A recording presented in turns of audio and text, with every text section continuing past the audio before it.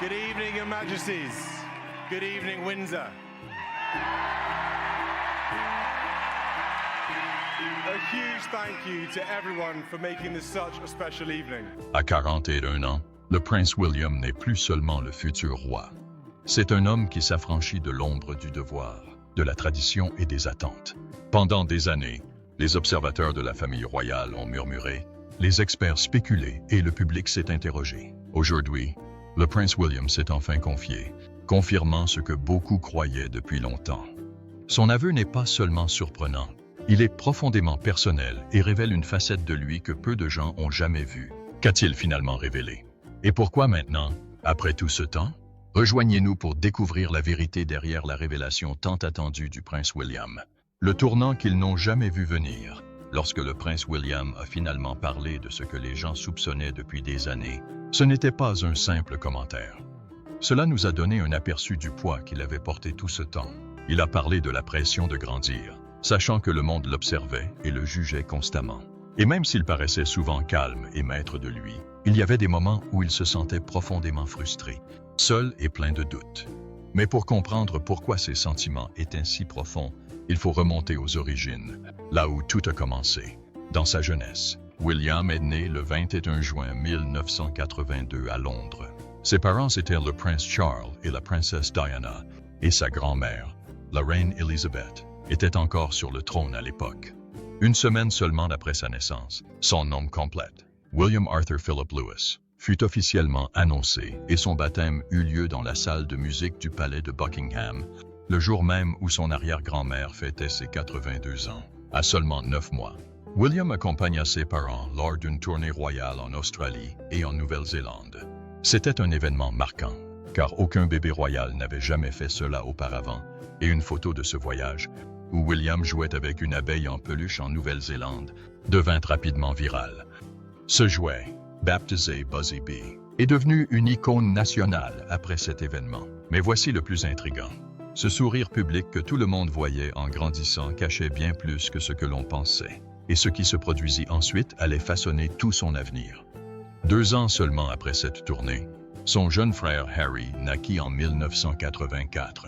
Les 2 garçons passèrent la majeure partie de leur enfance entre le palais de Kensington à Londres et Highgrove House à la campagne. Mais même s'ils vivaient dans des résidences royales, Diana souhaitait qu'ils mènent une vie plus normale. Elle les emmenait dans des fast-foods comme McDonald's, visitait avec eux des refuges et des hôpitaux, et leur montrait à quoi ressemblait la vie hors des murs du palais. À la maison, William s'appelait Wills, tandis que Harry l'appelait souvent Willie. Diana avait aussi son propre prénom pour lui. Elle l'appelait Wombat, et elle disait un jour que William était comme son petit sage, car il était réfléchi et mature, même enfant. Et en grandissant, on remarqua qu'il devenait plus calme et sérieux, surtout après son entrée en pension. À 9 ans, William partit avec ses parents au pays de Galles pour la Saint-David. Ce fut son premier événement royal officiel. Plus tard la même année, Harry et lui se rendirent au Canada avec Charles et Diana. Puis, en 1998, après le divorce de leurs parents, les garçons y retournèrent. Leurs parents se sont officiellement séparés en 1996, mais le plus grand choc est survenu en 1997, année où la princesse Diana est décédée dans un accident de voiture à Paris. Cette princesse de Galles a bel et bien trouvé la mort dans cet accident. William n'avait que 15 ans. À cette époque, lui et Harry se trouvaient au château de Balmoral, en Écosse, avec leur père. C'est le prince Charles qui leur annonça la nouvelle tôt le matin. Ce qui suivit fut l'une des périodes les plus difficiles de la vie de William. Il hésitait à marcher derrière le cercueil de sa mère pendant les funérailles, mais son grand-père, le prince Philip, l'encouragea gentiment. Il accepta donc. Il a accompagné Harry, Charles, Philip et le frère de Diana, du palais de Kensington à l'abbaye de Westminster. Des années plus tard, William a admis être resté très longtemps sous le choc après la perte de sa mère. Cette douleur l'a accompagné jusqu'à l'âge adulte. Et à 30 ans, il a hérité de la majeure partie de sa succession, qui s'élevait à environ 10 millions de livres sterling. Il a également reçu de nombreux effets personnels de la princesse, dont sa robe de mariée, des bijoux, des lettres et même les paroles manuscrites de Candle in the Wind, la chanson interprétée par Elton John à ses funérailles. Bien que William portait un titre royal et fût suivi par des caméras, il devait néanmoins aller à l'école comme tous les autres enfants. Il a commencé dans une crèche à Londres, puis a fréquenté la Wetherby School, puis la Ludgrove School dans le Berkshire. Durant l'été, il suivait des cours particuliers et, à Ludgrove, il pratiquait des sports comme le football américain, la natation, le cross-country et le tir au pigeon d'argile. Il a ensuite intégré le collège d'Eton, où il a étudié la géographie, la biologie et l'histoire de l'art. Il était également capitaine de ses équipes de natation et de football américain et adorait jouer au water polo. La plupart des jeunes gens de la famille royale allaient habituellement à Gordonstown, mais Diana et sa famille, fortement attachés à Eton, firent un choix différent. La presse accepta de laisser à William un peu d'intimité pendant ses études, à condition de recevoir des nouvelles de temps en temps. Chaque week-end, il prenait le thé avec sa grand-mère, la reine Elizabeth, qui en profitait pour lui parler des devoirs royaux et de ce que signifiait devenir roi un jour. William a également eu quelques accidents en cours de route. Un jour, un camarade de classe l'a frappé à la tête avec un club de golf par erreur, et il a dû subir une opération qui lui a laissé une petite cicatrice. En 1999, il s'est cassé un doigt et a subi une nouvelle opération.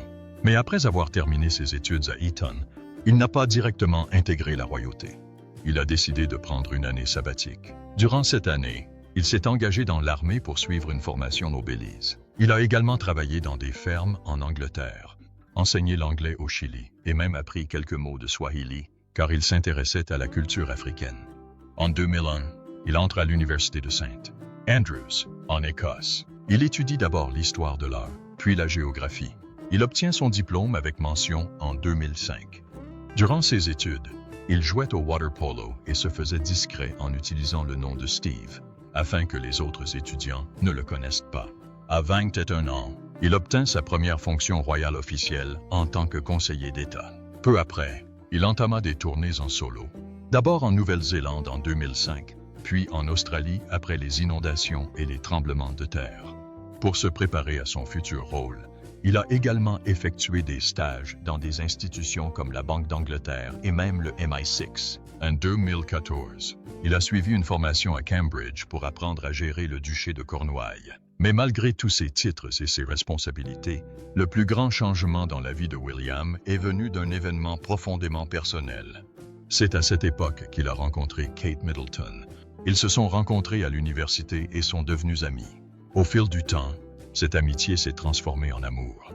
Après des années de relations, ils se sont mariés en 2011 et des millions de personnes à travers le monde ont assisté à leur mariage. Pour William, Kate est devenue plus qu'une simple épouse. Elle est devenue son plus grand soutien.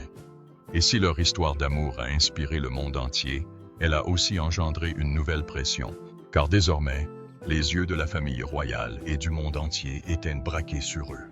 Restez connectés pour en savoir plus, car son parcours est bien plus complexe, la pression constante des attentes royales. Le prince William a toujours été perçu comme calme, posé et prêt à diriger. Mais en coulisses, surtout l'année dernière, la situation s'est avérée plus difficile qu'on ne l'imaginait. Alors que beaucoup se concentraient sur les problèmes de santé de la princesse Kate, c'est William qui en a porté le poids en silence. Lorsque Kate a subi une importante opération abdominale en janvier 2024, la princesse de Galles a quitté l'hôpital de Londres et a reçu un diagnostic de cancer. Tout a changé pour William et sa famille. William ne se contentait pas de soutenir son épouse pendant son traitement. Il était aussi un père, un futur roi et une figure royale qui ne pouvait se permettre de s'effondrer. Et pourtant, malgré tout cela, il est resté ferme. Il a collaboré discrètement avec Kate pour expliquer la situation à leurs enfants avec la plus grande douceur possible, préservant leur innocence tout en retenant sa propre douleur. Lors de la cérémonie de remise des prix Earthshot en 2024, William a brièvement partagé une mise à jour exprimant sa fierté pour la force de sa femme pendant sa convalescence. Si le public a salué le courage de Kate, ce qui est souvent passé inaperçu, c'est le rôle discret de William. Sa présence constante, son équilibre entre le rôle de figure de la future monarchie et celui de pilier de sa famille. Tout au long de cette crise, il est resté à ses côtés, non seulement en tant qu'époux, mais aussi en tant que père soucieux de protéger ses enfants. En son absence, William a dû restructurer leur quotidien, s'adaptant à une routine plus calme tout en assurant à Kate l'espace et la paix nécessaires à son rétablissement.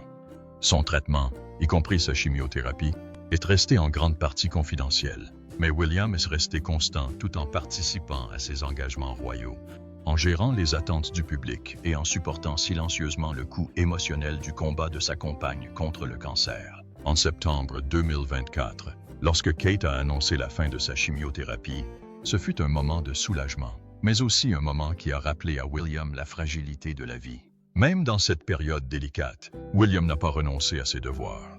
Au contraire, il les a portés avec une détermination renouvelée. Il a évoqué les conversations difficiles qu'ils ont eues avec leurs enfants et la façon dont lui et Kate s'efforçaient de les rassurer. Il ne s'agissait pas seulement de leur expliquer le cancer, mais de s'assurer qu'ils se sentent toujours en sécurité. William devait trouver un équilibre délicat entre le besoin de stabilité de ses enfants et ses responsabilités royales croissantes. Tandis que Kate restait discrète, William devint le pilier visible de la famille. Son rôle dépassait largement les apparences protocolaires. Il est devenu le protecteur de la vie privée de sa famille, le porte-parole de leurs espoirs et le symbole de leur résilience. Si l'absence de Kate aux cérémonies royales a été profondément ressentie, elle a aussi révélé à quel point William était devenu une figure de force tranquille, se montrant à la hauteur dans les moments les plus importants. Aux yeux du monde, Kate pourrait être perçue comme celle qui lutte contre sa santé. Mais en coulisses, William a dû faire face à ses propres difficultés. La fatigue émotionnelle, la pression publique et le besoin constant de faire preuve de force ont eu raison de lui. Et ce n'était pas la seule tension qui pesait sur lui. La rupture avec le prince Harry ajoutait une couche de stress supplémentaire, aggravant ses responsabilités. Les répercussions du retrait de Harry et Meghan de leurs fonctions royales en 2020 n'ont fait que s'amplifier avec le temps. William, frère aîné et héritier du trône, a dû faire face au deuil personnel d'une relation fraternelle tendue tout en répondant aux attentes publiques qui en découlaient.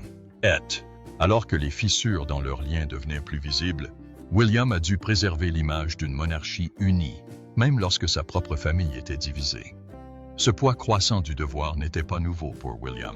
Dès son plus jeune âge, on lui avait prédit qu'il serait un jour roi. Mais personne ne vous dit à quel point ce chemin peut être isolant lorsque des problèmes concrets comme la maladie, le deuil et les incompréhensions se heurtent à un rôle public qui laisse peu de place à la vulnérabilité. On attendait de William qu'il soit calme, éloquent et fort, même si sa famille traversait une crise profondément personnelle. Si Kate a suscité beaucoup d'admiration pour sa grâce et son courage, à juste titre, c'est la force du silence de William, son calme sous la pression, qui ont maintenu leur harmonie. Il n'a pas seulement été un partenaire dans la guérison de Kate, il a été un pilier pour leurs enfants, une figure stable dans un tourbillon de changements et un leader essayant de guider la monarchie vers l'avenir. Lors de leurs apparitions publiques, William et Kate ont longtemps été perçus comme une équipe, et c'est le cas. Mais pendant la crise de santé de Kate, c'est William qui a porté le poids émotionnel et cérémoniel de ce partenariat. Tandis que Kate restait largement dans l'ombre, William continuait de s'engager pour des causes qui leur tenaient tous deux.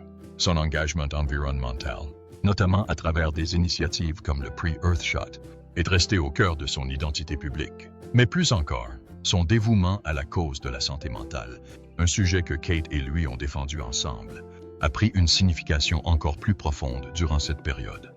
William comprend la nécessité d'un dialogue ouvert sur le bien-être émotionnel, car il a vécu l'épuisement silencieux que provoque le fait d'être constamment attendu d'une personne forte. Il sait ce que signifie être scruté à la moindre occasion, non seulement pour ses paroles, mais aussi pour son comportement, ses réactions et sa fréquence d'apparition en public. Il en va de même pour Kate, dont la moindre apparition ou absence a été décortiquée à l'infini. Pendant ce temps, William a dû gérer non seulement son bien-être, mais aussi les interrogations et les préjugés constants du monde. Les attentes de la monarchie sont rigides, et William sait qu'il n'y a guère de marge d'erreur.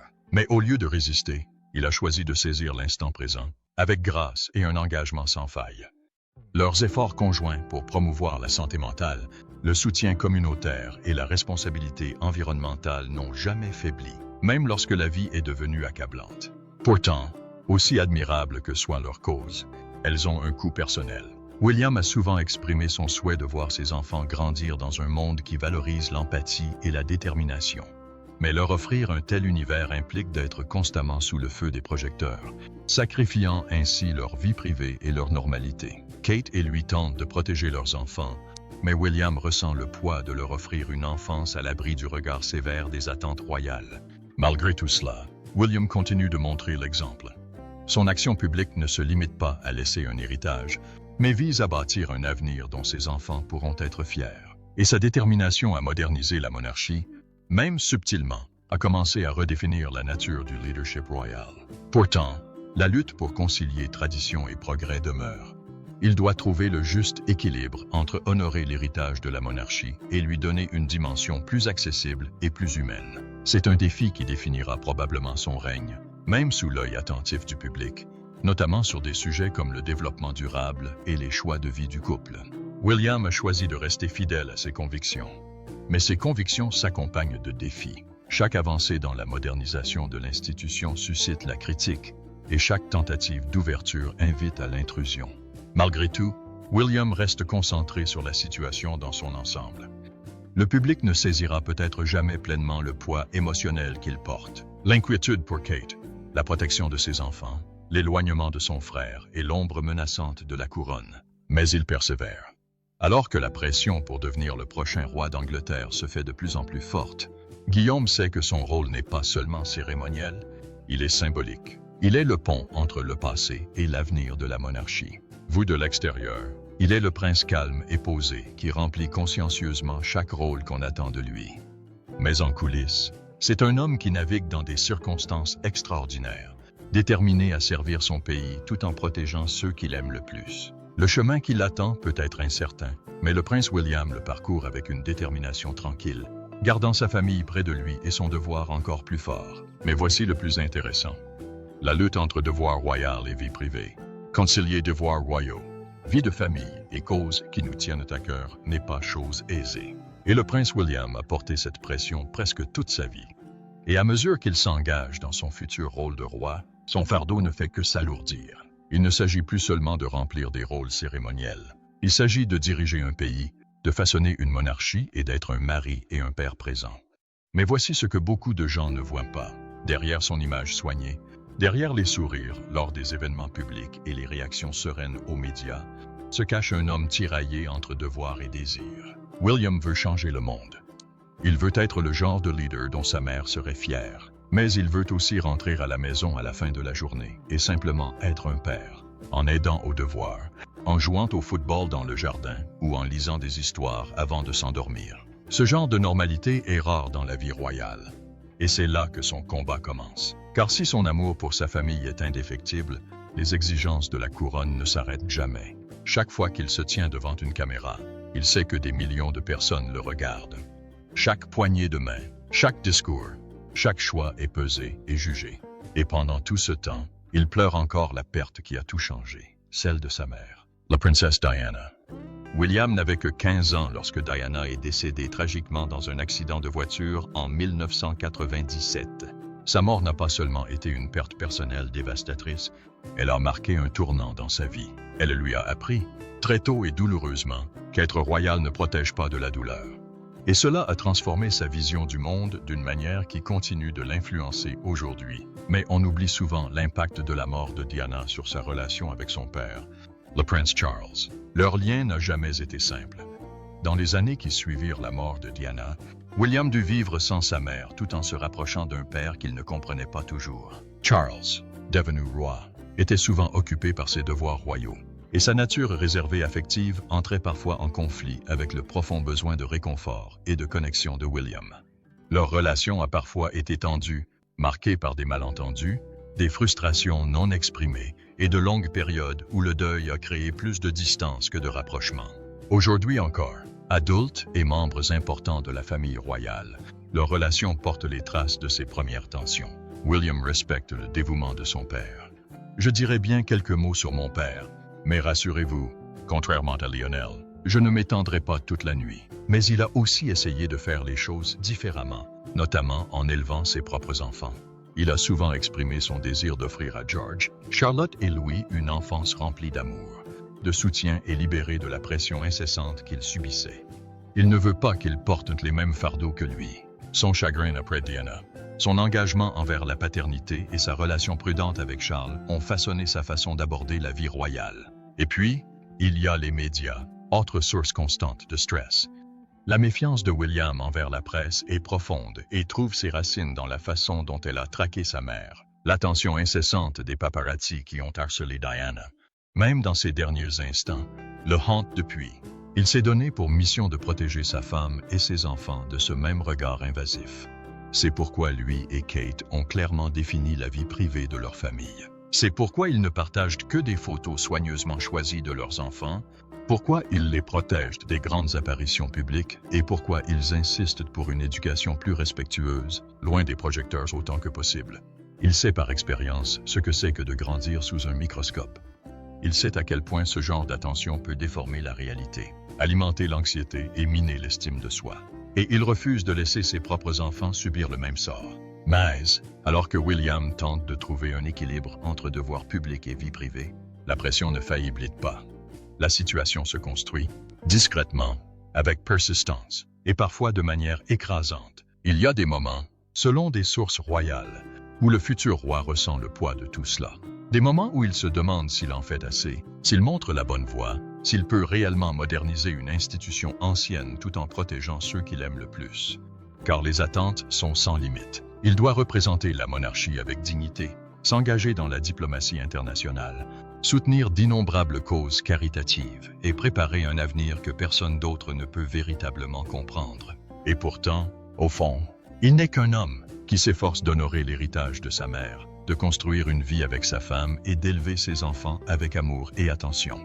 Kate a été son point d'ancrage tout au long de cette période. Sa présence constante et son engagement familial partagé ont apporté à William la stabilité dont il avait toujours rêvé enfant. Ensemble, ils ont créé une vie familiale chaleureuse et aimante, même sous l'attention constante du public. Mais même ce partenariat comporte ses propres défis. Ils ne sont pas seulement mari et femme, ils sont l'avenir, le roi et la reine. Et cela signifie gérer chaque désaccord, chaque conflit privé, sous le regard du monde entier. Il y a des moments où William repense à la simplicité qu'il a tant désirée. Une vie sans les murs d'un palais, une vie sans devoir. Mais il sait que ce n'est pas le chemin qu'il a choisi dès sa naissance. Alors il continue, non pas parce que c'est facile, mais parce que c'est important, parce qu'il croit au service, parce qu'il croit en la famille. Et parce qu'il sait que l'avenir de la monarchie dépend de dirigeants capables de relier les traditions du passé aux réalités du présent, il marche donc chaque jour sur cette corde raide, entre les attentes royales d'un côté et les espoirs personnels de l'autre. Et malgré tout, il reste le même garçon qui se tenait autrefois derrière le cercueil de sa mère. Je pleure en silence. J'apprends trop tôt ce que signifie vraiment le sacrifice. Mais maintenant, c'est un homme, un père, un futur roi. Non, c'est fantastique d'avoir une adorable petite famille. Et j'en suis ravi.